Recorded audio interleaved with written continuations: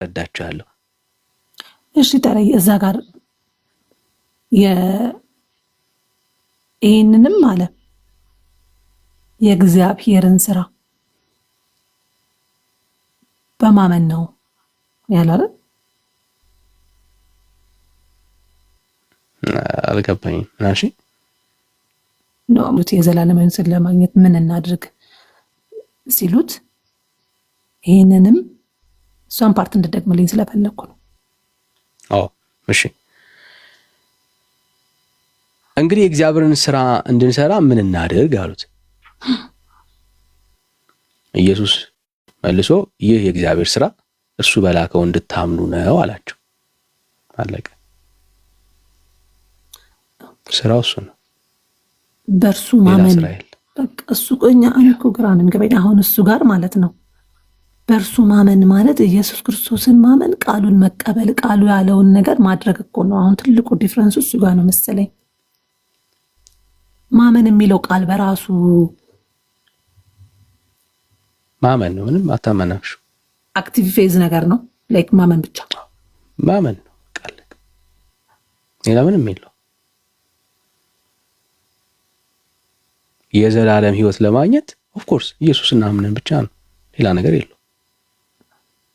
ማንም ሰው ስራ ሰርቶ ጌታ ያዘዘውን ትእዛዝ ጠብቆ የዳነ ሰው የለም። ቃለቀ። ኢየሱስ ክርስቶስ ያለውን ትእዛዝ መጠበቅ ነው ካልሽ ጌታችን ኢየሱስ ክርስቶስ የተናገራቸው በጣም አያሌ ነገሮች አሉ። እነሱን ሁሉ እስክትፈጽም ድረስ አልዳንሽም ማለት ነው። ያ ደግሞ ኢምፖሲብል። ጌታ ሲናገር በቃ በእኔ እመኑ ነው። ያ ኢምፖሲብል ነው፣ አይሆንም። ማናረገውን ነገር ነው አድርጎ ያለው እሱ። እኛን እየተፈታተነ ነው እንዴ ዳኒ? ሁሉን ነገር አርገሻል። ጌታ ያለውን ነገር አርገሽ ነው ዳንሽው። አረ በፍጹም እሱን እኮ አሁን እኛ ጋር የዘላለም ሕይወትን የሚያስገኘው በክርስቶስ ማመን ነው። እና ያ እምነት ደግሞ በክርስቶስ ትእዛዝና ትእዛዝ ውስጥ ያለውን ምስጢር በመፈጸም ጌታ ብዙ ነገር ነው ያዘዘው። ከሞን ታዲያ ጌታ ብዙ ነገር ያዘዘው እኮ ስለዚህ ያዘዘውን ሁሉ ከጨረሽ በኋላ ነው መዳን የምትችው። አየሽ፣ ይሄ ደግሞ የአዲስ ኪዳን ትምህርት እንዳልሆነ ታውቂያለሽ። ሰው በክርስቶስ ኢየሱስ አሁን እኮ ለአንተ ትምህርት ራሱን ለአንተ ትምህርት እንትን ብል እስከ መጨረሻው ድረስ ቢጸና እሱ የታመነ ነው የሚለው አንዱ ለእንደዚህ አይነት አዲስ ትምህርት ወሰድ እኮ ነው። አሁን አንተ ምትለው ለና አዲስ ትምህርት ይሄ አዲስ እኮ ላንቺ ነው አዲስ ትምህርት ነው። ይሄ የጌታ ትምህርት ነው። ክሮኖሎጂካሊ ራሱ ጌታን የተናገረው ነው እኮ አይደለም። በዚህ መልኩ የተረዳው ጌታ እኮ ነው ያለው ነው አይደለም። አሁን እኮ ቃሉ እኮ ራሱ ነው። ግን በዚህ መልኩ የተረዳው ላይክ አክቲቭ ፌዝ ብቻ እምነት በቃ ማመን በሱ ማመን ነው የሚለውን ነገር እንዴት ነው የተረዳው? ሌላ ምን ንገሪኝ። ምን ትጨምሪበት? ኢየሱስ ማመን ላይ ምን ትጨምሪበት? ለመዳን አሁን ክርስቶስን ማመን ማለት ክርስቶስን ማመን ማለት የተናገረውን ቃል ትእዛዙን መፈጸም ነው እኮ። ምን ለምሳሌ?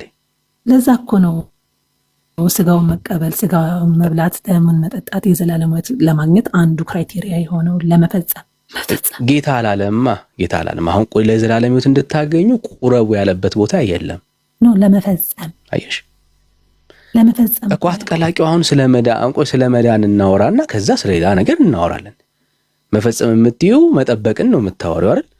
መጠበቅን የምትናወራ ከሆነ መጀመሪያ እኮ ያለን ነገር ነው የምትጠብቂው፣ የሌለን ነገር አትጠብቂም አይደል?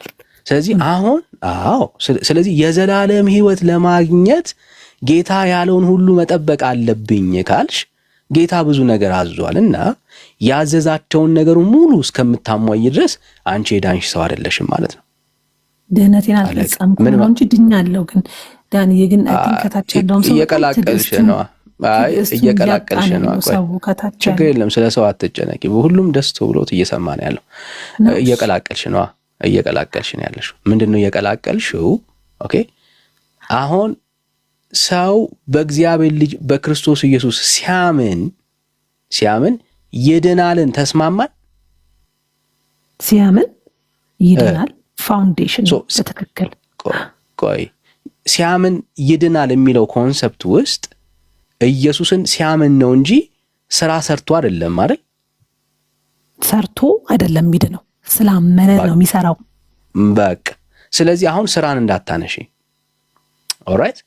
ስለዚህ ስራ ለምን እንደሆነ የሚሰራው ዊል ዲስከሲት ካስፈለገ።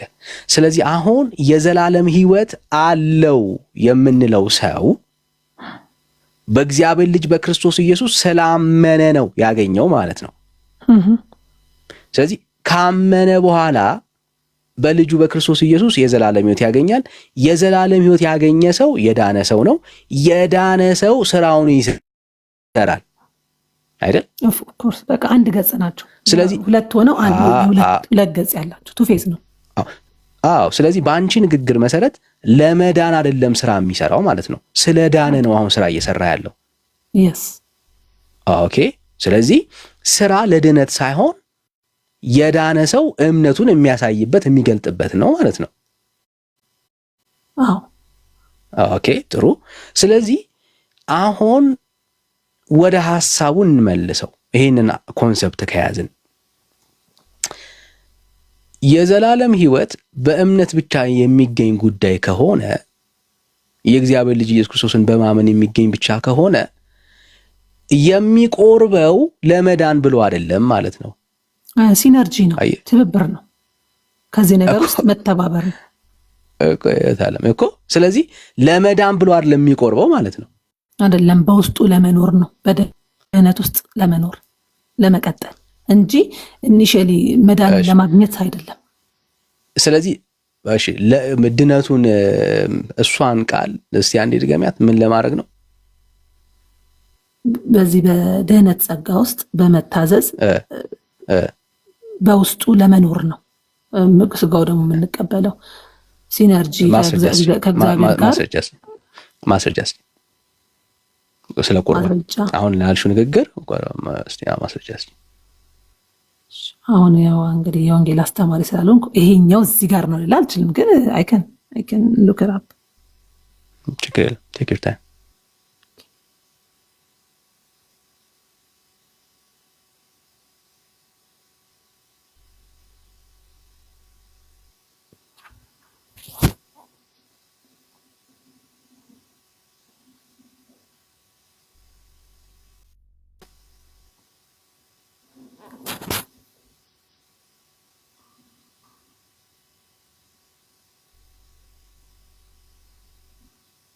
አሁን ከእግዚአብሔር ጋር አብሮ መስራት ወይም ደግሞ ሲነርጂ ትብብር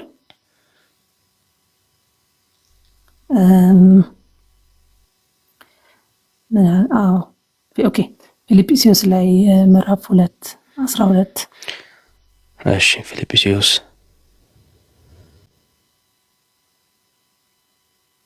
ምዕራፍ 2 ከቁጥር 12 እስከ 13 እሺ ታነባዋለህ ወይስ ላንብበው? ስለዚህ ወዳጆች ሆይ ሁልጊዜ እንደታዘዛችሁ በእናንተ ዘንድ በመኖሬ ብቻ ሳይሆን ይልቁንም አሁን ስርቅ በፍርሃትና በመንቀጥቀጥ የራሳችሁን መዳን ፈጽሙ። ስለ በጎ ፈቃድ መፈለግንም ማድረግንም በእናንተ የሚሰራ እግዚአብሔር ነውና።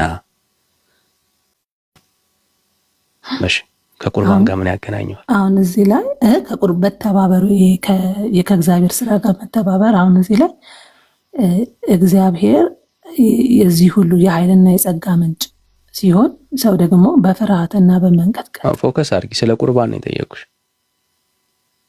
ሲነርጂውን እኮ ነው የሚተባበረው ከእግዚአብሔር ጋር አብሮ መስራት፣ አብሮ መተባበር ከቁርባን ጋር ማስረጃ ስጭኝ። ኤግዛክትሊ ቁርባኑ ሲነርጂ ነው። ዩ ቢልድ አድርገሻል አንቺ ቢውልድ አድርገሽ የለ ቁርባን ነው ብለሽ አንደኛው ቢውልድ አድርገሻል። ማስረጃ ስጭኝ አልኩሽ እኮ ለዛ ነው። ከአንዳንድ እንደዚህ ያደርጋችሁ የምትቀበሉት ሲነርጂ እያደረጋችሁ ነው የሚል ነገር አይደለም። ይኸውልሽ እኔ ስቆርብ ነው ድነቴን የምፈጽመው እያልሽኝ ያለሽው አይደል? አዎ አንድም እኮ ለሱ ማስረጃ ስጪኝ ነው እያልኩኝ ያለሁት።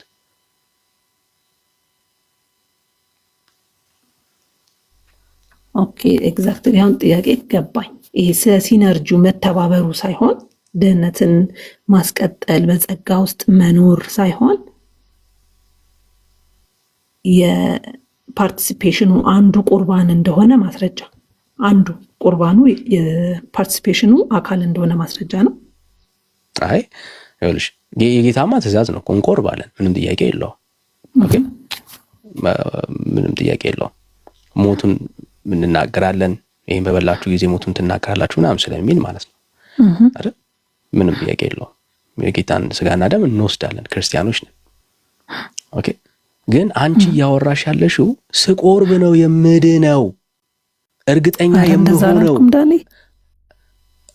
አሹራንሱን እኮ ነው ላስታውስሽ። ይኸውልሽ ያልሽውን ከተውሹ ደስ ይላል። ዋናው እንድታዩ ነው ዋናው። ምን አልሽ መሰለሽ ሜሎስ፣ እኔ ይሄንን እምልህ የቆረብኩ ቀን ነው ብለሽዋል። አሹራንሱን እኮ ነው ማለት። አሹራንስ ማለት እርግጠኝነት ማለት አይደለም የምታወሪው? አዎ እኮ ታዲያ ስትቆርቢ ነው ወይ እርግጠኛ የምትሆኚው ነው ጥያቄው። አየሽ ለዚህ ትምህርት ለዚህ ቤዚክ ለሆነው ኮንሰፕት ስትቆርቡ ነው እርግጠኛ የምትሆኑት የሚለውን ሐሳብ ከእግዚአብሔር ቃል ነው ማሳየት ያለብሽ። በእግዚአብሔር ቃል ውስጥ አንድም ቦታ ላይ ሰዎች የዘላለም ሕይወት እንዳላቸው ቁርባን ቁረቡ የሚል የተጻፈ ጥቅስ የለም። አንድ ቦታ ማለት ነው ቁርባን ተጠቅሶ የዘላለም ሕይወት እንድታገኙ ቁረቡ የተባሉበት ቦታ የለም። ለምልክት ማለት ነው።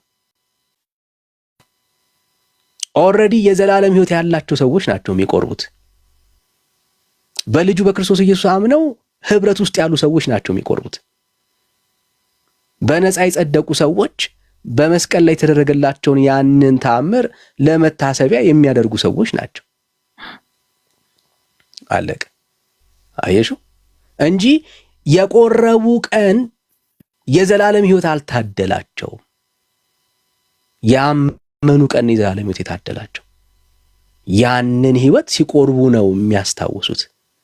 ጌታ እኮ ስለኔ በመስቀል ላይ የከፈለው ዋጋ ነው፣ ስለኔ ያደረገው ነው፣ ለመታሰቢያ የሚያደርጉት ጉዳይ ነው። ኦኬ አዲስ ኪዳን ውስጥ ያለው ትምህርት ይሄ ነው። አንድም ቦታ ላይ ሐዋርያቶች ወንጌል ሰብከው እንድትድኑ በሉ ቁረቡ አላሉ።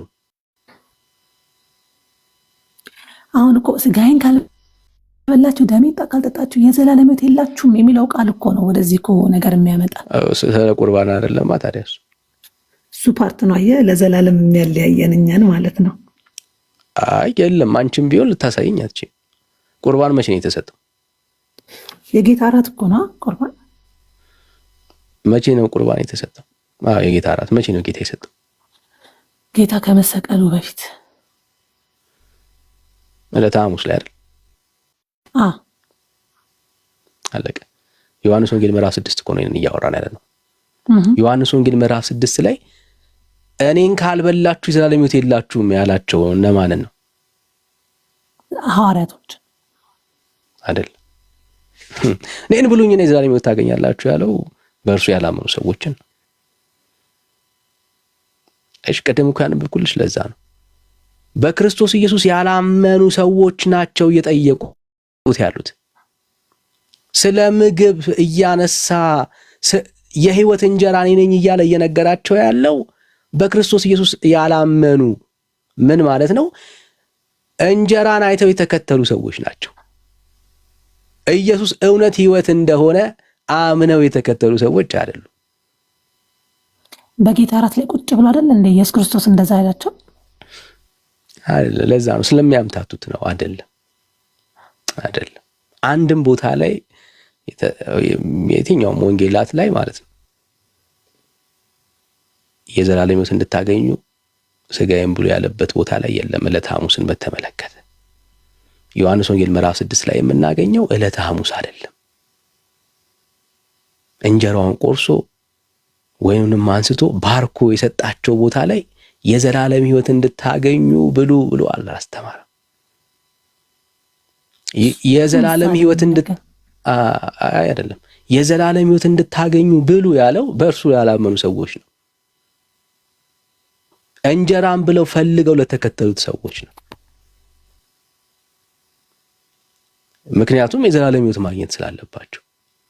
ይሄ እንጀራ እንዴት ነው የሚበላው ካልሽ በእኔ እመኑ ነው እያላችሁ ያለው። ሙሉ አውዱ የሚናገረው በክርስቶስ ኢየሱስ አምኖ ስለ መዳን ነው። ለሐዋርያት ያለው ስጋው ደሙን ይሄ ስለ እኔ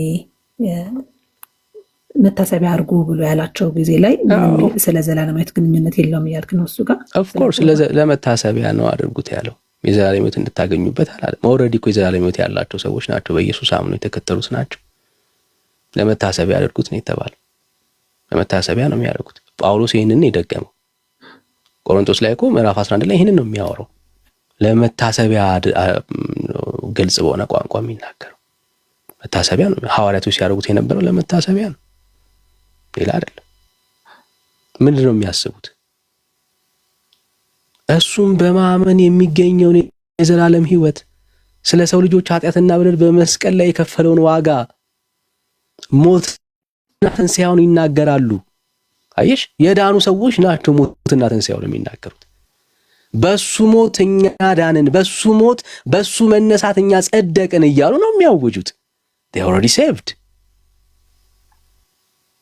አየሽ፣ ለዚህ እኮ ነው መጽሐፉ በኢየሱስ የሚያምን ነው የዘላለም ሕይወት እንዳለው በእርግጠኝነት የሚናገረው። በክርስቶስ ኢየሱስ የሚያምን፣ በክርስቶስ ኢየሱስ የሚያምን፣ በልጁ የሚያምን ልጁ ያለው ሕይወት አለው። በጣም ቃሉ ግልጽ ነው። እና አፕሪሼት ይወት ዓለም ለእግዚአብሔር ሐሳብ መሸነፉ የተሻለ ነው የሚሆነው። ምናልባት ሜላ የሚጨምርልሽ ነገር ካለ ጥሩ ነው።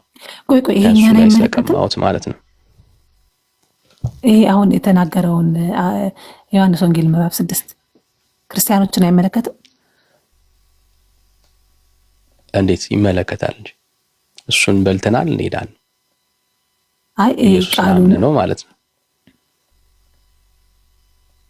አሁን ለህዝቡ እንጀራ ፈልገው ለተከተሉት ለአይሁድና ሌሎቹ ነው እንጂ ለቅድም እንትን ያልኩት ይሄንን ኮንሰፕቱን የተናገረው በክርስቶስ ኢየሱስ አምነው ላልዳኑ ሰዎች ነው። ብሉኝ ያላቸው እነሱን ነው። አምነው ላልዳኑ ማለት አምነዋል ግን አልዳኑም ነው ወይስ አይደለም? አልተቀበሉትም። ገና እኮ የህይወት እንጀራ ኢየሱስ መሆኑን አምነው የተከተሉ ሰዎች አይደሉም። ተአምር አይተው ነው የተከተሉት። እነዚህ ሰዎች ማለት እንጀራ በልተው ነው የተከተሉት። ለሆዳቸው ሲሉ ነው የተከተሉት። እውነት ኢየሱስ የዘላለም ሕይወት እንደሚሰጥ አምነው የተከተሉ ሰዎች አይደሉም። እነሱ የተከተሉት ለምድራዊ እንጀራ ነው። ኢየሱስ እያወራ ያለው ስለ መንፈሳዊ መብል ነው። የዘላለም ሕይወት ነፍስ ስለምታርፍበት ሕይወት ነው የሚያወራው። እነሱ የተከተሉት ለምድራዊ እንጀራ ነው፣ ሆዳቸውን ለማሳረፍ ነው። አይሽ ልዩነቱ ቃሉ ግን ለሁላችንም ነው። ይህ ቃል የተሰጠው ግን ለሁላችንም ነው። ልክ ነው። ለዚህ እኮ ነው እኛም ይሄንን ኢየሱስን በልተነው አይደል እንደ ሕይወት ያገኘ ነው።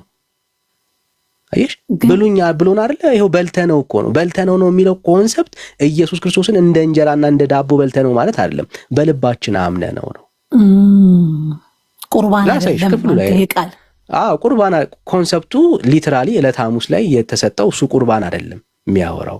ስለሱ አይደለም የሚናገረው። ላሳይሽ ክፍሉ ላይ በደንብ ስለሚናገር ዕለተ ሐሙስ እኮ አይደለም የ50 አሳና 5 አሳና 2 አሳና 5 እንጀራ እሱን በል ለዛ ነው እሱን ማምታታት ተገቢ አይደለም ነው። ኦኬ ያ ክፍል ላይ የሚያወራው ወይስ ሁለቱም ጋር ቁርባን አይደለም ነው አንተ የምትለው? አይደለም። ይኸውልሽ ቁርባን የምንለው የጌታ እራትን ነው የምንለው አይደል? እሱ ዕለተ ሐሙስ ነው። ኦኬ ዕለተ ሐሙስ ላይ አንስቶ ባርኮ የሰጣቸውን ነው። እሱ ዕለተ ሐሙስ ላይ ነው የተከናወነው። እሱን ለመታሰቢያ ያድርጉት ነው ያለው። ኦኬ እኔን ብሉኝ ግን ያለው ዮሐንስ ወንጌል ምዕራፍ 6 ላይ ለመታሰቢያ አይደለም፣ ሕይወት እንድታገኙበት ነው። ኦኬ ይሄ ሕይወት እንድታገኙበት እኔን ብሉኝ ያለው ሊትራሊ በአፍ የሚበላ አይደለም። ኦኬ ጌታ የተናገረው ዮሐንስ ወንጌል ምዕራፍ 6 ላይ በደንብ እንድትረጁ 63 ላይ እንደዚህ የሚል ቃል አለ።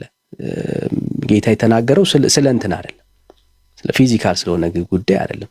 63 ላይ እንደዚህ ይላል። ይኸውልሽ ግን ቆይ ዳኒ እዚህ ጋር አሁን እኮ ያወጣ አንተ ያልከኝ አወጣሁትና ማለት ነው።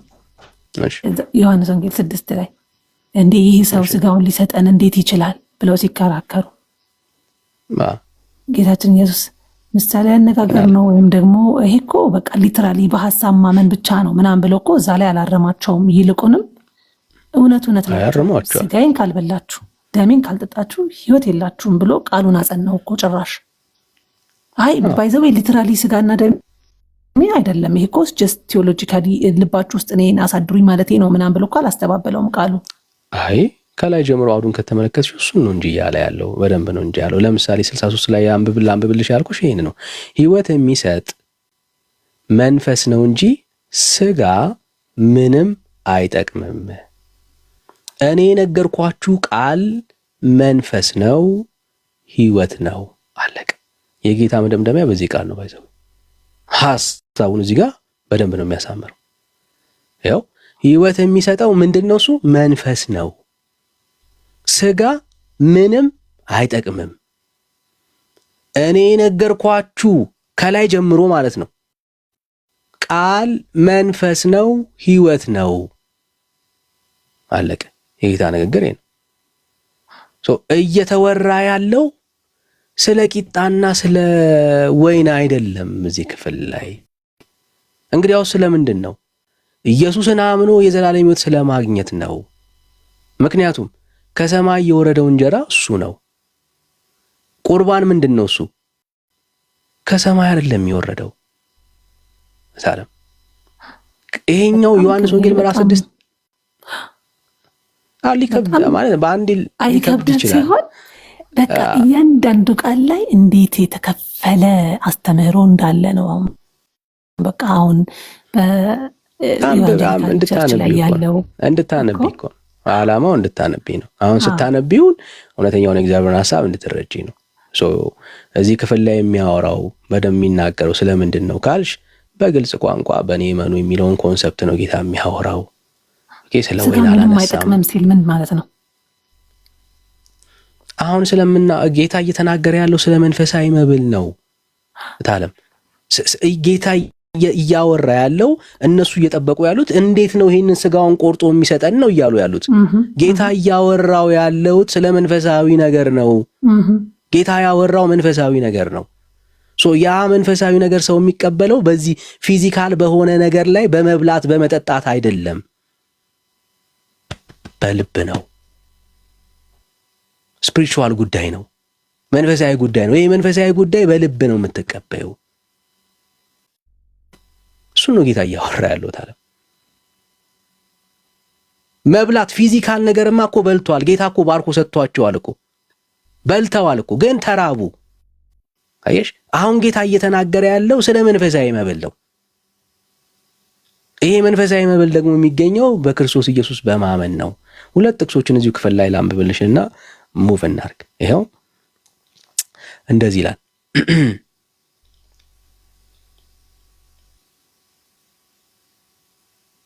እሺ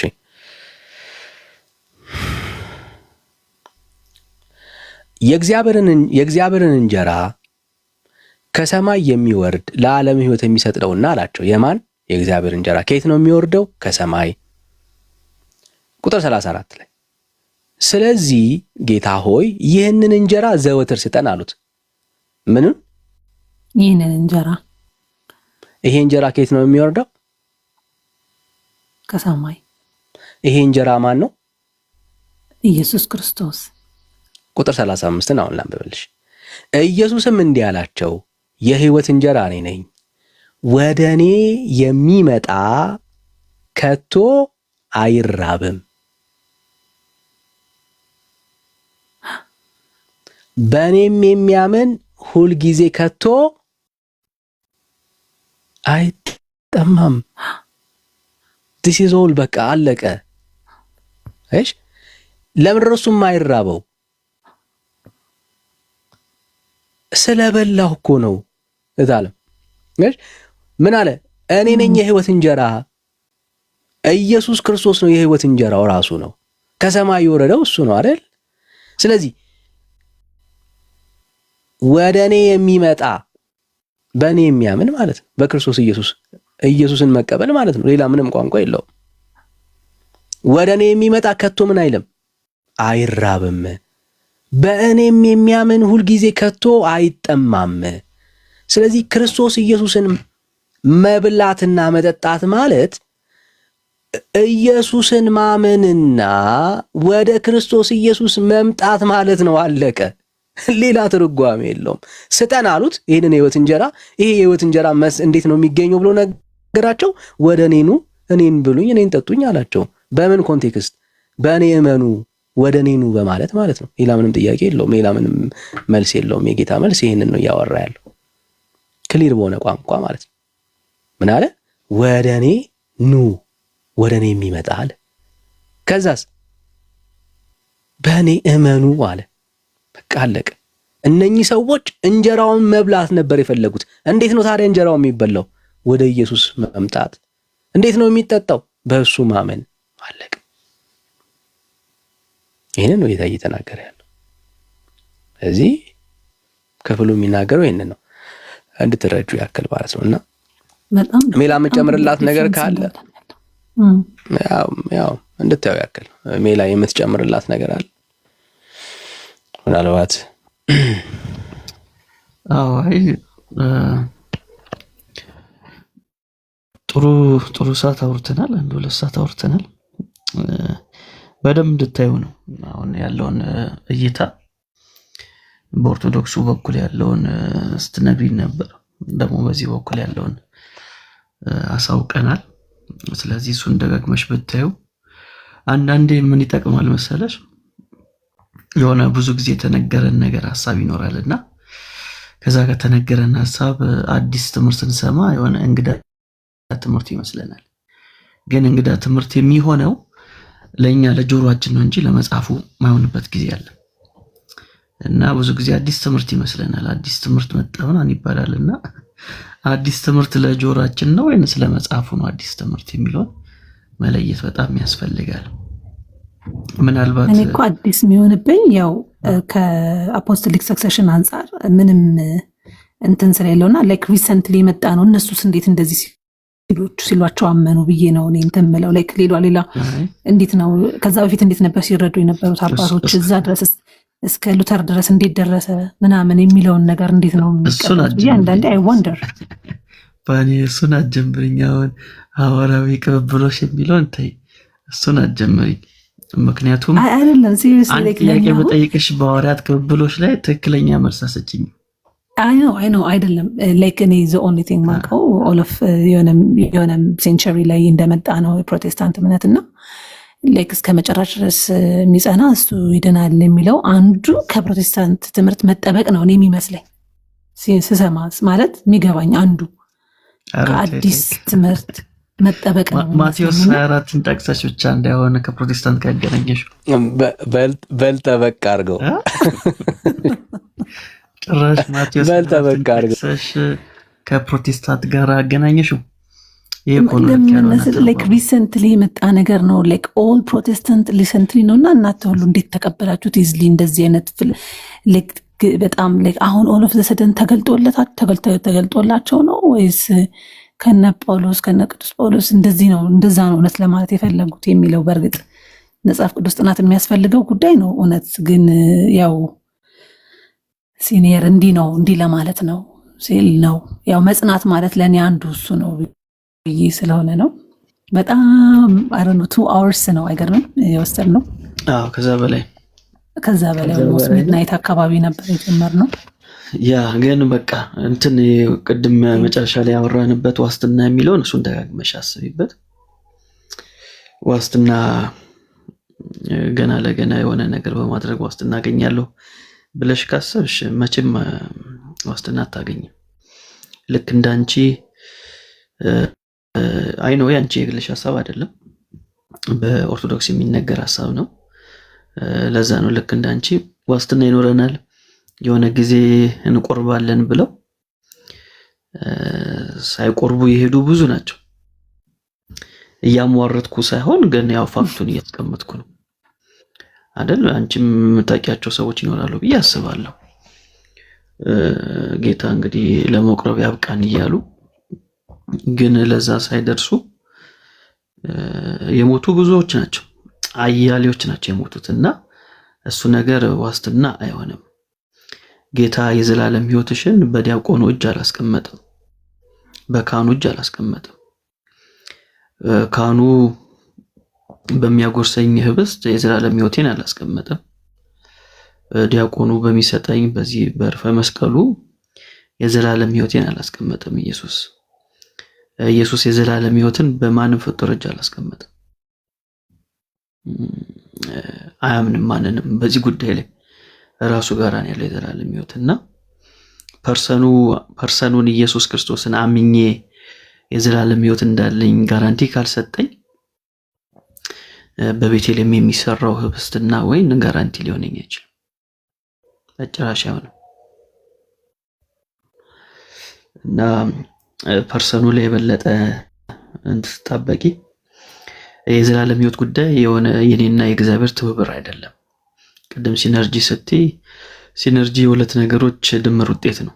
ከእግዚአብሔር የሆነና ከአንቺ የሆነ ሁለቱ ነገሮች በአንድነት ሲሰሩ ነው የሆነ ነገር የሚያመጣው ብሎ ነው የሚያምነው። የዘላለም ሕይወት ስጦታ ነው እና ስጦታ ደግሞ አይከፈልበትም። የሆነ ነገር አሰሪበትም። ላድርግ ካልሽ በጣም ስድብ ነው በነገራችን ላይ አይደል? ስጦታ እኔ ያላንቺ ስጦታ ብሰጥሽ ልክፈል ትይኛለሽ? አይሰጥም፣ ምንም አይከፈልበትም። አዎ እንደዛ ካልሽኝ እንደ ደሞዝ አይደለም እኮ አይደል? እሺ እኔ ላንቺ ስጦታ ለመስጠት ግዴታዬ ነው? አንተ ለእኔ ስጦታ መስጠት ግዴታ አይደለም።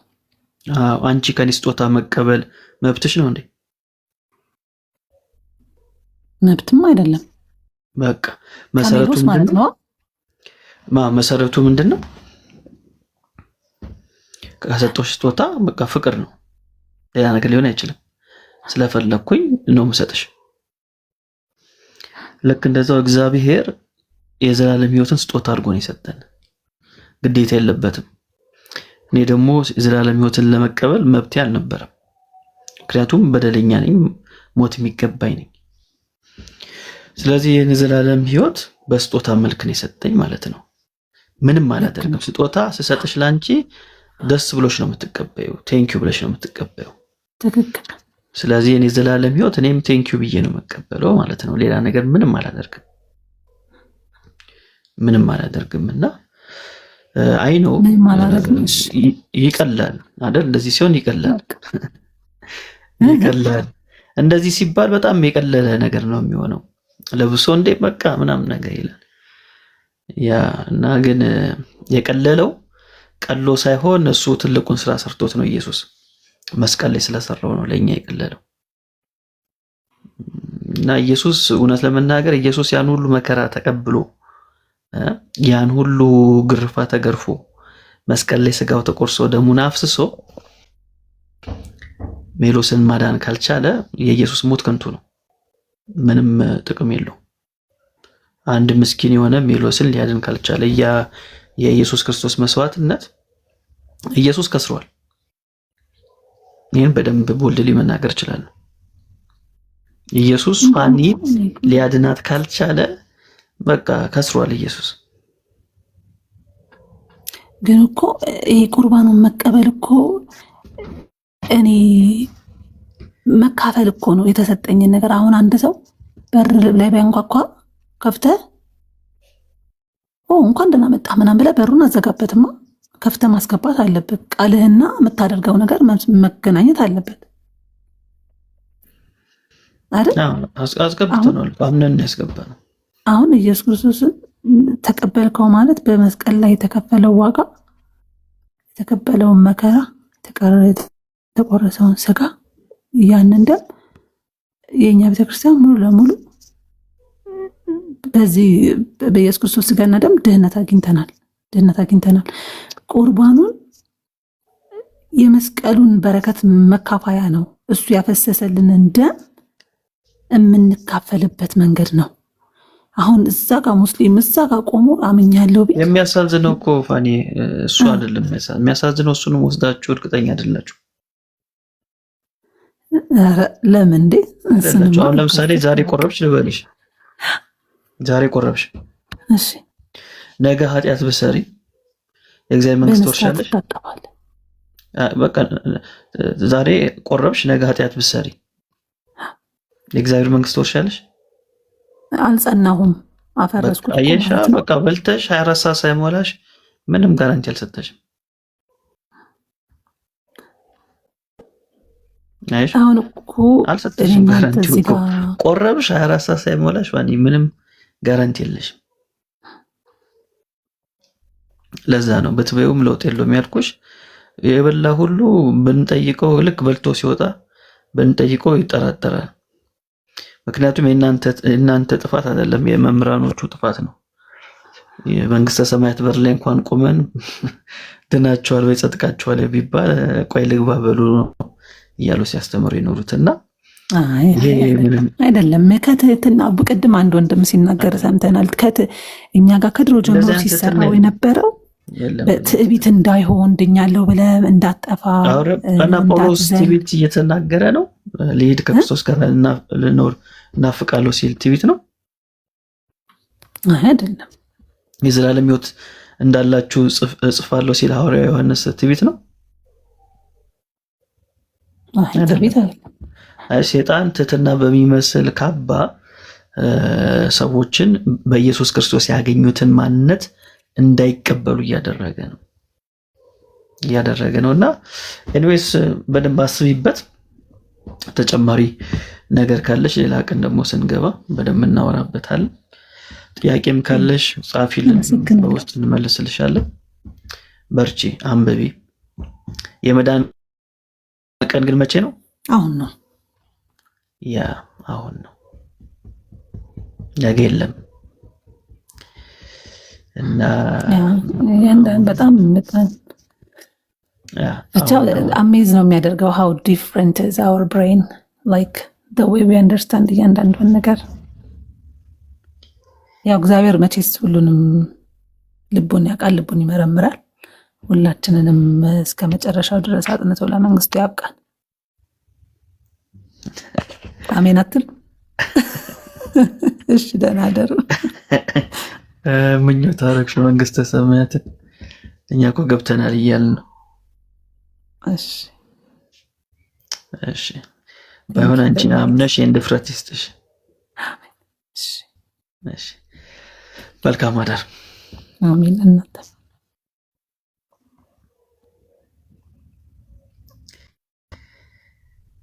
እሺ ፍቅር እንዴት አመሻችሁ? እንዴት ነሽ? ሰላም ነሽ? እግዚአብሔር ይመስገን። እንዴት ናችሁ?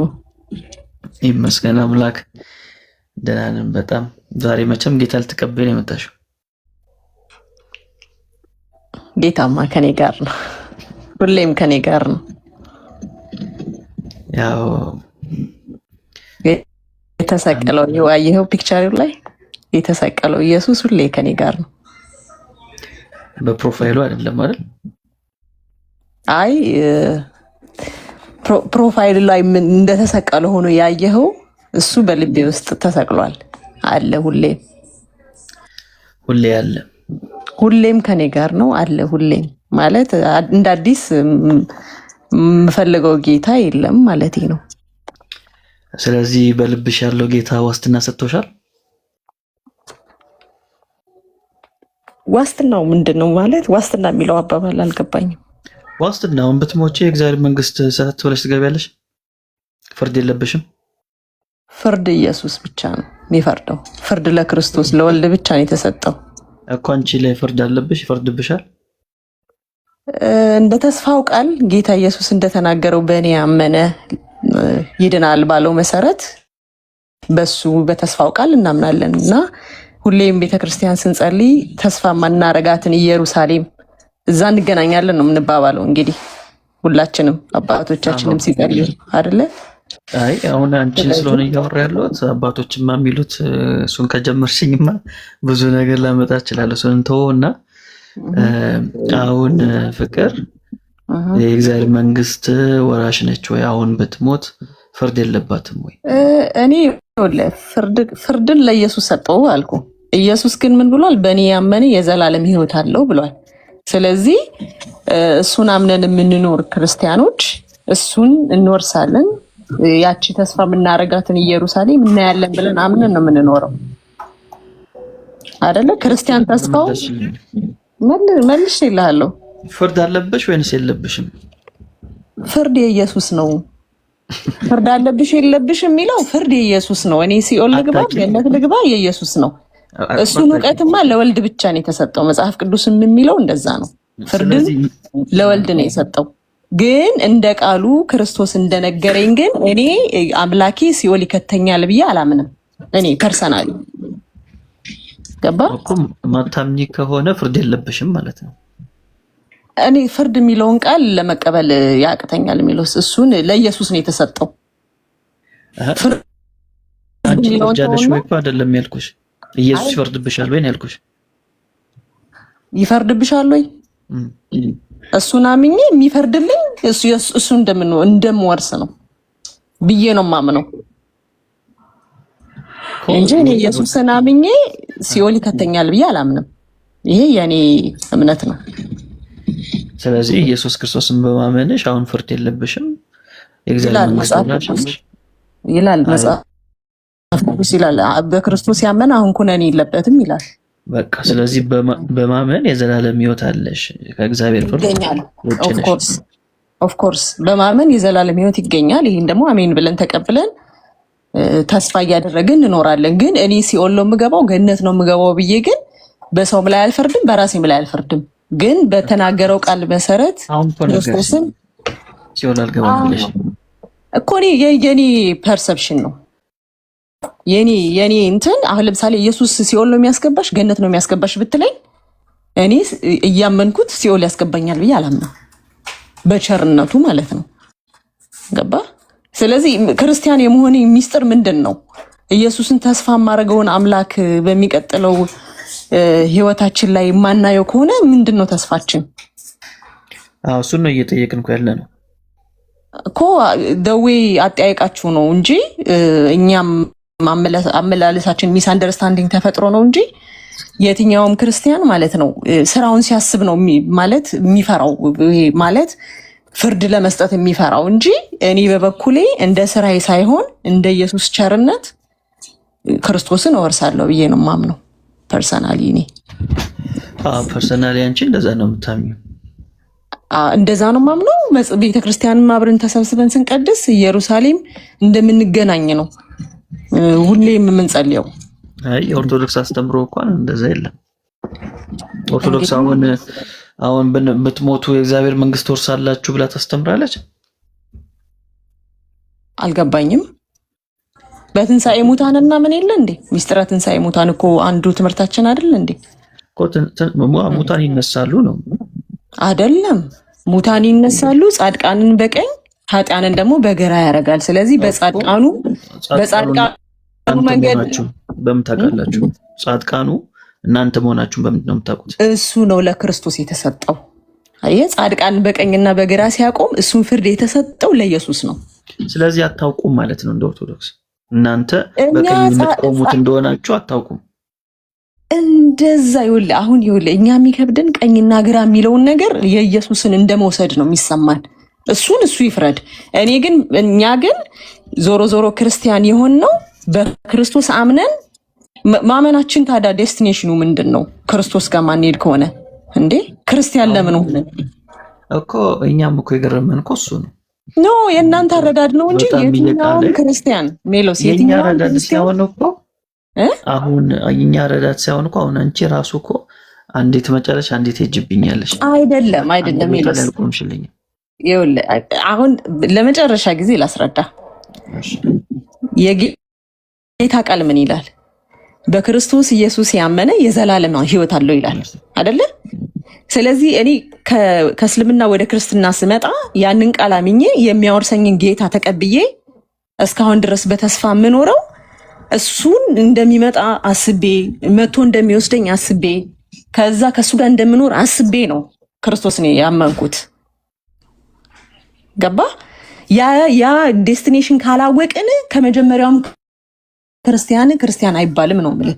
ጥሩ እኮ ነው። ይህን እኮ ያንቺን መረዳት እኮ አድንቄዋለሁ፣ ወድጄዋለሁ። ያው አንድ እግርሽ እዚህ እንዳለ ደግሞ አስባለሁ። ግን እንደ ኦርቶዶክስ ስናስብ በኦርቶዶክስ ቤተክርስቲያን አስተምሮ መሰረት አሁን ድነናል ብሎ ይታመናል። የእግዚአብሔር መንግስት ወራሽ ነን ተብሎ ይታመናል። መዝሙር ልዘምርልህ እንዴ? አረ ዘምር፣ እኔም ዘምራለሁ። እሺ እንዴ እኔ ኪነ ጥበብን አመጣልሻለሁ ምን ብሎ እንደሚዘምሩ።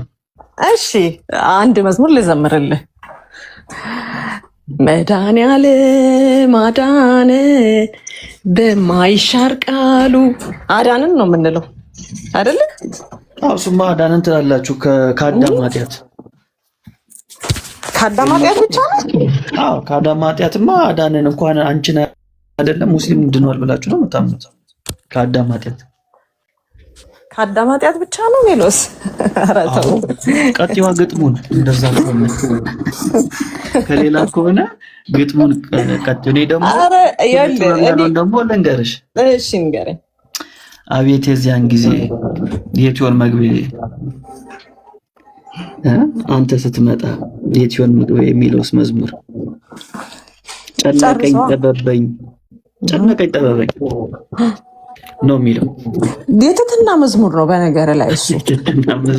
ጨነቀኝ ያለ የትትና መዝሙር ነው። አረ እንደዚህ አይነት ትትና ይቅርብን። ጨነቀኝ ጠበበኝ ለምንድን ነው መሰለህ? ጨነቀኝ ጠበበኝ ሰው ማለት ነው ጌታ እንደከፈለለት ዋጋ። ኢየሱስ እኮ ምንም በነፃ ምንም ባልተከፈለበት ቢያድነንም ዋጋ ተከፍሎበታል ማለት ቫልዩ ያለው ነገር ነው። እሱ ቫልዩ ስታሳጣው ተራ ሰው ነው የምትሆነው ማለት በስራ እግዚአብሔርን አታሳይም፣ አትገልጥም። ከዛ አንጻር ነው ገባ ሰው ጨነቀኝ ጠበበኝ የሚለው። ጌታ እንደከፈለን ሲሪዝ ጌታ እንደከፈለልን ነው የምንኖረው። እውነት በዚህ ምድር ላይ ኢየሱስ ዋጋ እንደከፈለልን ነው የምንኖረው። ጌታ እንደሚለን ነው የምንኖረው። የት እንደምገባ አላውቅም እያለ እየዘመረ ትትና ነው አይሰራም። እንደዚህ አይነት እኮ እሱ ያለበት እኮ ጌታን በስራው አላከበረውም ነው ገብተዋል። እግዚአብሔርን አልገለጠውም፣ አልመሰከረውም ነው። አሁን እነ ጳውሎስ እኮ ዴስቲኔሽናቸውን ቢያውቁ እስከ ጥግ ድረስ ኢየሱስ ክርስቶስን ኖረውት ስላለፉት ነው። ገባ እኮ መዳንን ከስራ ጋር ስላገናኘው አንተ ስትመጣ የት እንደምገባ አላውቅም፣ ጨነቀኝ ጠበበኝ ብሎ ዘመረ ማለት ነው። ትክክል ነው። አያግሪ አሁንስ ቢሆን እንደፈልጌ ቆይ ስማኝ ሜሎስ እንደፈለግ ኃጢአት እየሰራው ኢየሱስን አምኜ እንደፈለገ ኃጢአት እየሰራ የሚል ትምህርት የለም። እንደውም እንደሱ ካልሽኝ እንደውም እናንተ ጋር ነው እንደዚህ አይነት ትምህርት ያለው። ምን አይነት ትምህርት? ሰው የፈለገውን ኃጢአት ሰርቶ እግዚአብሔርን ክዶ የእግዚአብሔር መንግስት ይወርሳል የሚለው ትምህርት እናንተ ጋር ነው ያለው።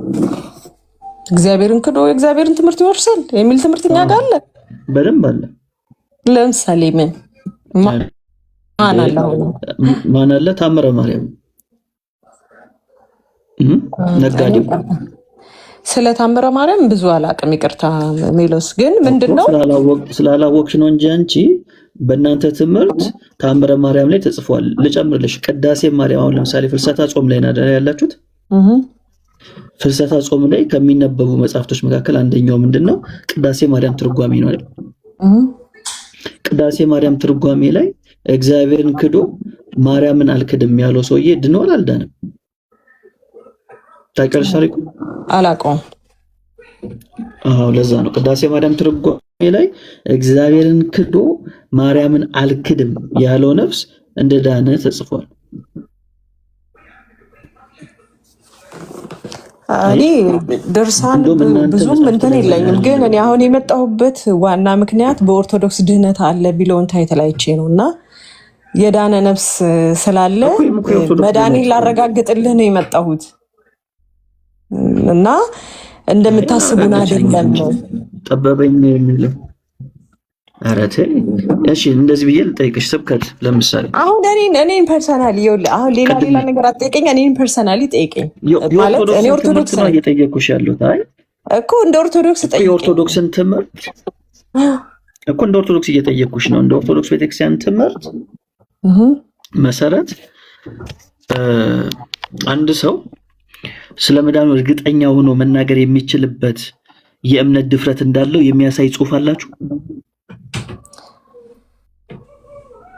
ኢኒሻል ሳልቬሽን የሚባለው እኮ መዳን ነው አይደለ? የለም ኢኒሻል ሳልቬሽን የሚል ነገር በኢትዮጵያ ኦርቶዶክስ ቤተክርስቲያን አታውቅም። የምታውቅ ከሆነ አሳየኝ ጽሑፉን። ይሄ የኢስተርኑ ትምህርት ነው፣ የፕሮቴስታንቱ ትምህርት ነው። ቆይ ድነናል፣ እየዳንን ነው፣ እንድናል እንደዚህ የሚል ትምህርት የኢትዮጵያ ኦርቶዶክስ ቤተክርስቲያን የላት። አላት የምትይኝ ከሆነ አሳየኝ። ድነናል የሚለው አሳየኝ። ድነናል እየዳን ነው እንድናለን የሚለው የኢትዮጵያ ኦርቶዶክስ ቤተክርስቲያን ትምህርት ከሆነ ከቤተክርስቲያኒቷ መጽሐፍቶች አሳየኝ። አሁን ሬዲ አይደለሁም ግን ፋይንድ በስፔሻሊ ደግሞ የዲያቆን ያረጋልን ትምህርት ያረጋል ነው የግለሰብ አይ ኖ መጽሐፍ የግለሰብ መጽሐፍ ነው። እሱ የቀዳው ከኢስተርን ኦርቶዶክስ ነው። የኢትዮጵያ ኦርቶዶክስ ቤተክርስቲያን ኦፊሻል በሆኑ መጽሐፍቶቿ ላይ እምነቷ በምታብራራበት መጽሐፏ ላይ ካለ አሳየኝ። እንደዛማ ካልሽኝ እኔ ደግሞ ዲያቆን ሄኖክን አመጣልሻለሁ። ችግር የለውም። አባ ገብረ ኪዳንን አመጣልሻለሁ። ችግር የለውም አለው እንጂ ቅድም ልጠቅስልሽ ስል እኮ እኔ ነው ወይ እንትኑን እንተውና ሜሎስዬ እንትኑን እንተውና ከሌ ሚለውን ተውና የኢትዮጵያ ቤተክርስቲያን ኢየሱስ ክርስቶስ እንዳዳነን አታስተምርም? ከውርስ ኃጢአት ብቻ ነው ያዳነን። መስቀል ላይ የተሰቀለው ከውርስ ኃጢአት ነው። አምጪ ማስረጃ አምጪ። ኧረ ተው ሚሎስ ማስረጃ ይኸው እድል እኮ እየሰጠሁሽ ነው። ማስረጃ አምጪ። ኢየሱስ ክርስቶስ ያዳነን ከውርስ ኃጢአት ብቻ ነው? ከአዳም ኃጢአት ብቻ ነው? የለም ካልሽ ማስረጃ አምጪ። ይኸው እድል እኮ ሰጠሁሽ። ብላንቺ እኮ እየሰጠሁሽ ነው። እሺ አሁን የሚገርምህ ቆይ አሁን ከመጽሐፍ ላይ እንትን እልሃለሁ። ከያረጋል መጽሐፍ ነው እንዴ? ከየትም መጽሐፍ ይሁን አንተ ዋናው በኢትዮጵያ ቤተክርስቲያን አይደለም። ያረጋልን የሌላ እምነት ተከታይ ልታደርገው ነው? በፍጹም አዎ ያረጋል። የኢትዮጵያ ኦርቶዶክስ ቤተክርስቲያን ማታስተምረው ብዙ ትምህርት ያስተምራል። እና ስለዚህ እሱ እንዴ የቤተ ክርስቲያን አገልጋይ አይደል እንዴ? እሱ ግለሰብ የግለሰብ መጽሐፍ የቤተ ክርስቲያኒቷ ድምፅ ሆኖ አያውቅም። የቤተ ክርስቲያኗ መጽሐፍ ምንድን ነው? እሺ ንገረኝ አንተ። አሁን የግለሰብ ጋር እኔ አሁን እዚህ ጋር እንዳለ የተለያዩ ግለሰቦች መጽሐፍ አለኝ። እናንተ ይኸውልሽ አይደለም ግለሰብ ይቅርና ታምረ ማርያም ስንጠቅስ የሃይማኖት መከራከሪያ አይደለም ትላላችሁ። ከዛ በኋላ ያረጋልን ጠቅሳላችሁ። ከያረጋል መጽሐፍና ከታምረ ማርያም የትኛው ይበልጣል? እኔ ከዚህ ይሄ ይበልጣል አልልም፣ ግን ከታምረ ማርያምና ከያረጋል አበጋዝ መጽሐፍ የትኛው? መጀመሪያ ነገረ ኢየሱስ ነው የሚበልጠው። ከታምረ ማርያም መጽሐፍና ከዲያቆን ያረጋል መጽሐፍ የቱ ይበልጣል? እኔ እንግዲህ አበላላጭ አይደለሁም ሜሎስዬ። እኔ ይሄ ይበልጣል ይሄ አይበልጥም አልልህም። ገባ? ነው እውነት። እኔ አበላላጭ አይደለሁም። እኔ በምን መዘኛ ክራይቴሪያ? ኦኬ የዲያቆን ያረጋል መጽሐፍ ቅዳሴ ላይ ይነበባል? ቅዳሴ ላይ ባይነበብም ግን በጣም የህይወት መጽሐፍ ነው። ቅዳሴ ሰዓት ላይ ይነበባል አይነበብም? ይነበባል። ታዲያ ቅዳሴ ላይ የሚነበብ መጽሐፍ እያለ ቅዳሴ ላይ የማይነበበውን መጽሐፍ ማወዳደር ከበደኝ ትያለሽ? እሱ እኮ ላመኑ ሰዎች ነው። አሁን ለምሳሌ እኔ ከእስልምና ወደ ክርስትና ስመጣ እኔ መጀመሪያ የቤተ ክርስቲያኗ ትምህርት ነው ወደ ቤተ ክርስቲያን። አልጠየቅኩሽም። እሱ ያ የአምልኮ መፈጸሚያ እኮ ነው። የአንድ የግለሰብ መጽሐፍ ከታምረ ማርያም ያንሳል ይበልጣል ለማለት የከበደች ሰው እውነት ትመሰክሪያለሽ ብዬ አላምንም። ምክንያቱም እንግዲህ አሁን እኔ ምንቴ ኦርቶዶክስ ነህ አይደል?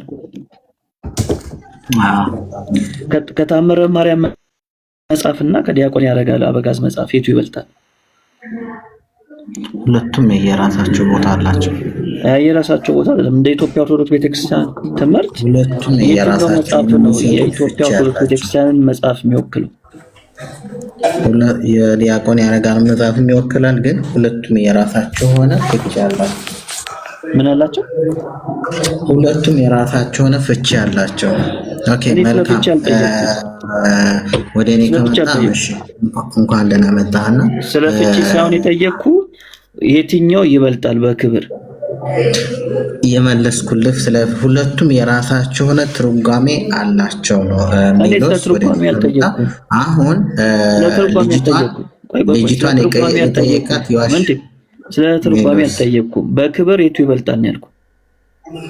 መለስኩልህ። አልመለስክልኝም። ፍቺን ያልከኝ መለስኩልህ። እንዳወራ አልፈቀድክም። ቃል በቃል መልስ ነው የፈለከው። መለስኩልህ። አልመለስክም። በቃ ካልመለስ ከእሷ ጋር እንቀጥላለን። አሁን በደምብ ስሙልኝ፣ እዚህ ያላችሁ 200 ምናምን ሰዎች። አሁን የኢትዮጵያ ኦርቶዶክስ ተዋሕዶ ቤተክርስቲያን የኢትዮጵያ ኦርቶዶክስ ተዋሕዶ ቤተክርስቲያን ታምረ ማርያም መጽሐፏ በቅዳሴ ሰዓት ላይ የምታነበው ኢቭን ታምሯን የሰማ እንደቆረበ ይቆጠርለታል ብላ የጻፈች የዲያቆን ያረጋል በበጋዝ መጽሐፍን የሰማ ሰው እንደቆረበ ይቆጠራል? እንደዛ ታምናላችሁ? መልሽልኝ ፍቅር። የዲያቆን ያረጋል አበጋዝን መጽሐፍ የሰማ እንደቆረበ ይቆጠርለታል? ሜሎስዬ እኔ የገባሁት የክርስቶስን ነገር ላወራ ነበር። አይ በቃኝ ሜሎስዬ። የዲያቆን ያረጋል አበጋዝ መጽሐፍን የሰማ ስለ ኢየሱስ ስናገር ለምንድን ነው የማታዳምጡት? እኛ ክርስቶስን በኦርቶዶክሶች በድህነት አላችሁ አይደለ? ይሄ ምንም ህይወት አይደለም። የዲያቆን ያረጋል አበጋዝን መጽሐፍ የሰማ እኛ ቤት ማገብታችሁ ማን ፖለቲካ ማሰሩ። የዲያቆን ያረጋል አበጋዝን መጽሐፍ የሰማ ሰው እንደቆረበ ይቆጠርለታል? ሜሎሲ አም ሶሪ ቱ ሴይ ዛት ይሄን መልስ አልመለስም። በቃ እኔ ልውረድ። ሜሎሲ ፖለቲካ ታሰሩ አይደል ያልከው? ለፖለቲካ እንመጭ። ቴንክ ዩ። ለፖለቲካ አይመችም እኛ ቤት ማለት ነው። እዚህ ሐሰት እንድትናገሩ አንፈቅድም። ገባችሁ? የዲያቆን ያረጋል አበጋዝ መጽሐፍ የሰማ ሰው እንደቆረበ ይቆጠርለታል? ልክ ከቲክቶኩ ስትወርዱ ለታምረ ማርያም እንግዲህ ማታደርጉት ነገር የለም። ታምሯ ሲነበብ ቆማችሁ ነው የምትሰሙት።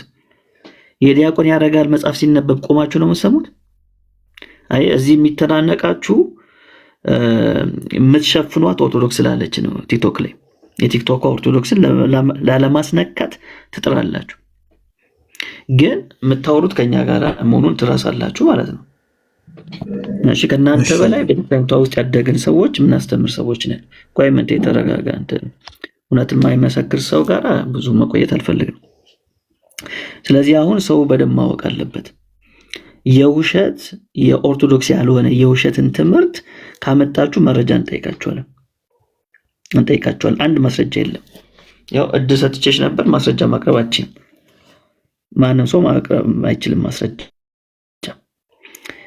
እና እኛ ደግሞ መሬት ላይ ያለችውን ኦርቶዶክስ ቤተክርስቲያንን ደግሞ እንገልጣታለን ማለት ነው። ፍልሰታ ትጾሚያለሽ፣ ግን ቅዳሴ ማርያምን አታውቂም። ቅዳሴ ማርያምን አታውቂም። እስቲ ምን ልጠይቅ፣ አንተ ፍልሰታን ትጾማለህ?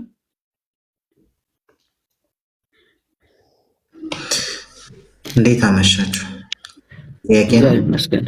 ፍልሰታን ትጾማለህ? እሱ በግል ቢሆን አይሻልም? ትጾማለህ ወይስ ቤተክርስቲያኒቱ የአዋጅ ጾም ነው ያላት? የግል ጾም አይደለም። ወዳጅ ይሄንን እንኳን አታውቅም። ፍልሰታን ትጾማለህ? እሱ አሳሳኔ ይላል። እኔ ይቀመጥልኝ፣ ልጾምም አልጾምም በቃ ታችሁ ነው እንግዲህ። የግል ጾም ከሆነ ኦኬ መናገር አይጠበቅብህም። ይሄ አዋጅ ጾም ነው። ከነሐሴ 1 እስከ 16 ድረስ ጋቢን ተሸክም አይደል የምትዞረው ቤተክርስቲያን። ምን ለማድረግ ነው? ለመጾም ነው የምትሄደው። እዚህ ስትመጣ ለምን የፍልሰታን ጾም ዲፌንድ ማድረግ ስለማችል ነው። ጾማለሁ ካልክ ለምንድን ነው የምትጾመው ልልህ ነው። ፍልሰታን አስረዳኝ ልልህ ነው። ለዛ መልስ ስለሌለ ልጾም አልጾም ይላል። አያችሁ አይደል? እና እንደዚህ ነው የሚያደርጉት። ቲክቶክ ላይ ያሉ ሰዎች የመሬቷን ኦርቶዶክስ ላለማስነካት የሚሄዱበት ጥግ የዲያቆን ያረጋል መጽሐፍና ታምረ ማርያምን እኩል ወደ ማድረግ ሆነ ማለት ነው። እኩል ወደ ማድረግ ሆነ። ስለዚህ እንደው ብዙ አትድከሙ። እኛ ጋር አይቻልም። ሌላ ኦርቶዶክስን ማያውቅ የወንጌል አማኝ ቤት ውስጥ ገብታችሁ ማለት ትችላላችሁ። እኛ ቤት ግን ኖ ዌይ፣ አይ በፍጹም እኛ ፊት አይቻልም። እንደዛ አይቻልም። ቤተክርስቲያኒቷን ከእናንተ በላይ የምናውቃት የቤተክርስቲያኒቷን ትምህርት ከእናንተ በላይ ስናስተምር የነበርን ሰዎች ነን። ማስረጃ ከሆነ ልቀበልሽ፣ ካልሆነ ግን ምንም ጥቅም የለውም። ፍቅር እሺ፣ ቲ ከየት ነው?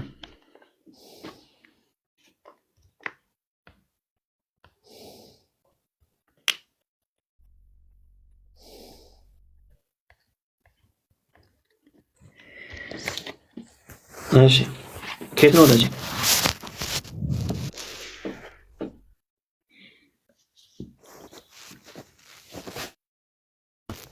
እሺ አይሰማም።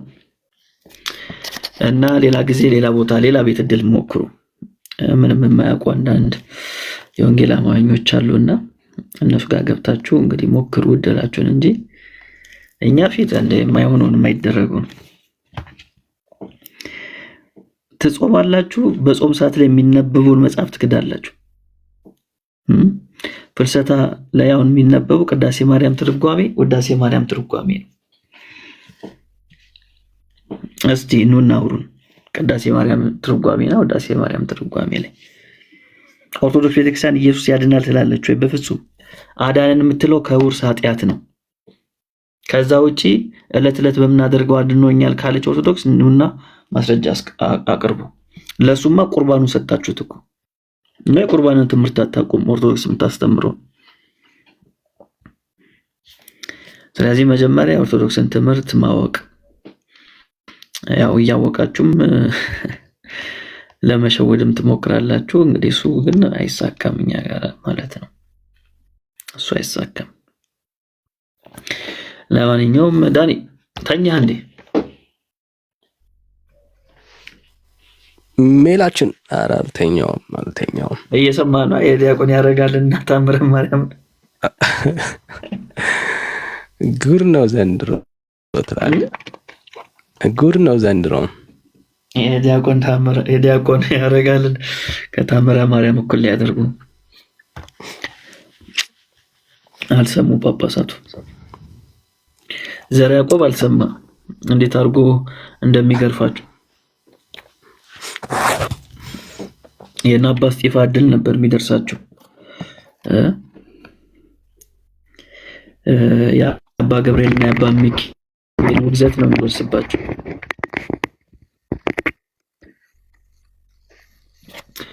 እሺ እና አንጨርስም እንደ እንትን ሰውዬ 9 ሰዓት እኮ ነው። እንጨርሳ። እስቲ ማጠቃለያ ስጥ። በቃ ማጠቃለያ ስጥ። እሺ ማጠቃለያ እንግዲህ ተመሳስሎ ከተሰራ ምርት ራሳችሁን ጠብቁ ነው የምንለው። ተመሳስሎ ከተሰራ ምርት መጽሐፍ ቅዱስ አለን ከሚሉ ግን የሕይወት ቃል ከሌላቸው፣ ኢየሱስን እንሰብካለን ከሚሉ ግን ከማያድናቸው ኢየሱስ ተመሳስሎ ከተሰራ ምርት ራሳችሁን ጠብቁ። የዘላለም ሕይወት ዋስትና ከማይሰጣችሁ ሃይማኖት ራሳችሁን ጠብቁ። ኢየሱስ ያድናል ባሉበት አፍ ወይም ደግሞ ኢየሱስ ያድናል በሚል ስብከት ትንሽ ቆይቶ ደግሞ መዳኛ የሆነ ስም የማርያም ስም ተሰጥቶናል ከሚል ሰባኪ ራሳችሁን ጠብቁ። ለዛ ነው እኛ ጋራ ከመጀመሪያም እስከ መጨረሻ አልፋና ኦሜጋ የሆነው ኢየሱስ ክርስቶስ ነው። ኢየሱስ ያድናል ባልንበት አንደበታችን ማርያም ታድናለች አንልም፣ ጊዮርጊስ ያድናል አንልም። እግዚአብሔርን ሰው ክዶ ማርያምን አምኖ የዘላለም ሕይወት ያገኛል የሚል ጽሑፍ የለንም። እኛ ቤት እንደዚህ አይነት ጽሑፍ የለንም።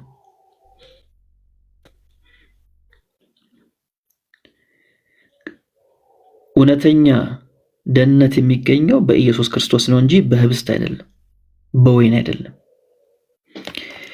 የጌታዬ ደም በወይን አይሰራም።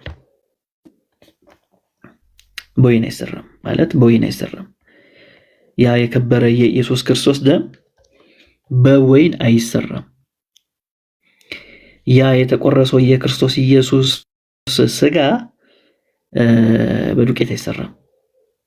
ይሄ ምንም ማድረግ አልችልም። ኦርቶዶክሱን ሌላ ቤተ እምነቱን ልረዳ አልችልም። የኢየሱስ ደም የከበረ ደም ነው። የከበረ ደም ነው። እኔ እዚህ ልሰራው የምችለው ደም አይደለም። በጭራሽ የሚሰራ ደም አይደለም። ስለዚህ የዛሬ 2000 ዓመት ስለኛ ኃጢአትና በደል መስቀል ላይ የሞተ ስጋውን የቆረሰ ደሙን ያፈሰሰ ጌታ አለን። ዕለት ዕለት እኛ የምንሰራው ስጋ የለንም። ዕለት ዕለት እኛ የምናፈሰው ደም የለንም። ኦልሬዲ አንዴ ፈሷል። ያ ደም ለዘላለም ነው። በቃ ለዘላለም ደሙን ይዞ ወደ ቅድስት ገብቷል። ራሱን ይዞ ማለት ነው። እና የዘላለም ሕይወት ዋስትናችን ኢየሱስ በሰማይ ስላለ ነው። እኛን ወክሎ በሰማይ አለ። ስለዚህ እሱን ያመነ የዘላለም ሕይወት አለው። እሱን ያላመነ ደግሞ አሁን ተፈርዶበታል። ስለዚህ ኢየሱስ ክርስቶስን በማመን ነው ሕይወት ደግሞ የሚገኘው። ሌላ በምንም አይደለም። ሌላ በማንም አይገኝም። ሌላ በምንም አይገኝም። በማንም ስንል በሰው በፍጡር በመላእክት አይገኝም። በምንም አይገኝም ስንል በጥምቀት በቁርባን በጾም በጸሎት በስርዓት አይገኝም። የዘላለም ሕይወት በማንም በምንም አይገኝም። እንድንበት ዘንድ የተገባን ከሰማይ በታች የተሰጠን ስም ኢየሱስ የሚለው ስም ነው። ማለት ተገቢ የሆነ ስም፣ ህጋዊ የሆነ ስም፣ ሰማይ የሚያውቀው ህጋዊ ስም ኢየሱስ የሚለውን ብቻ ነው። ከዚህ ከህጋዊው ስም ውጪ በሌላ በኩል ከመጣ ህገ ወጥ ነህ፣ ወንጀለኛ ነህ። ስለዚህ ምናልባት የዘላለም ሕይወት የምትፈልግ ነፍስ ካለች በዚህ ውስጥ ለአንቺ ነፍስ ምለሽ ነገር ይሄ ነው። ኢየሱስ ክርስቶስ ዛሬ ሊያድንሽ የታመነ ነው።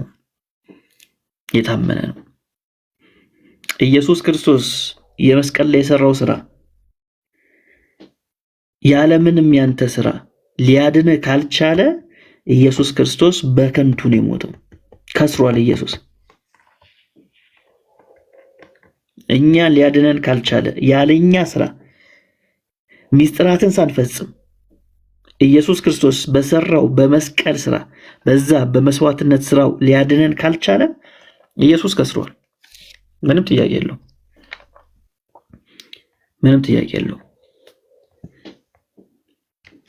ለዛ ነው ሐዋርያው ጳውሎስ ጽድቅ በሕግ በኩል ከሆነ እንኪያስ ክርስቶስ በከንቱ ሞተ ነው የሚለው። ስለዚህ ኢየሱስ እኛን ሊያድነን ይችላል። ደግሞም በእርሱ ያመኑትን አድኖናል። የዘላለም ሕይወት አግኝተናል። በእግዚአብሔር ፊት ትክክል ሆነናል። ተቀባይነትን አግኝተናል። ስለዚህ ጌታ ተቀበላችሁ የዘላለም ሕይወት እንዲሆንላችሁ ጥሪያችንን እናቀርባለን። የመዳን ቀን ዛሬ ነው፣ ከዛሬም አሁን ነው። በክርስቶስ ኢየሱስ ላሉት አሁን ኩነኔ የለባቸውም። ክርስቲያኖች ደግሞ ደስ ይበላችሁ። ይህን የዘላለም ሕይወትን ኢንጆይ ያድርጉት። ደስ ይበላችሁ፣ እንዳይቀልባችሁ በሌላ ነገር ሐሳባችሁ ተወስዶ የከበረው ያገኛችሁት የዘላለም ሕይወት እንዳይቀልባችሁና ወደ ግብጽ ወደ ሽንኩርት አይናችሁ እንዳታማትሩ በጣም ጥንቃቄ አድርጉ። ማንም በሚስብ ቃል እንዳይማርካችሁ እና እኛ ጋራ የለም እንደ ይሄ ነገር ብላችሁ ሊማርካችሁ የተገባ ምንም ነገር ሊኖር አይገባም። ከኢየሱስ የሚበልጥ ምንም ነገር የለም። ኦኬ፣ ከኢየሱስ የሚበልጥ ምንም ነገር የለም። ከዚህ ካገኘነው ከዘላለም ሕይወት የሚበልጥ የተሻለ ስርዓት የለም። እና ሐዋርያው ጳውሎስ አንድ ነገር ብዬ ልጨርሳችሁ። ሐዋርያው ጳውሎስ የገላትያ መልእክቱ ላይ ግዝረት የሚባል ነገር ስለጨመሩበት ነው እንደዛ አብዶ እኛ ብንሆን ወይም የሰማይ መልአክ እኛ ከሰበክነው ውጭ ከሰበከ የተረገመ ይሆን ያለው። ግዝረት የምትባል ነገር ስለጨመሩ ነው። ሌላ ነገር እኮ አይደለም። ግዝረት የምትባል ነገር ስለጨመሩ ነው። አሁን ለመዳን ያልጨመሩት ነገር አለ እንዴ? ብዙ ነገር ተጨምሯል እኮ። በዚህ ዘመን ቢኖር በቃ ጨርቁን ጥሎ ነበር የሚያምነው። እና በቃ ያገኛችሁት የዘላለም ሕይወት እንዳይቀልባችሁ። ይሄ የከበረ ሕይወት አለን፣ የማይጠፋ ተስፋ አለን። ልክ እንደ መልሕቅ በውስጣችን አለ። ስለዚህ በዚህ ደስ ይበላችሁ፣ በጌታ ደስ ይበላችሁ። መልካም ጊዜ፣ መልካም ቀን ወይም መልካም ምሽት ይሁንላችሁ። ጸጋ ይብዛላችሁ። አሜን። ጸጋ ይብዛልህ ወንድምየው ተባረክ።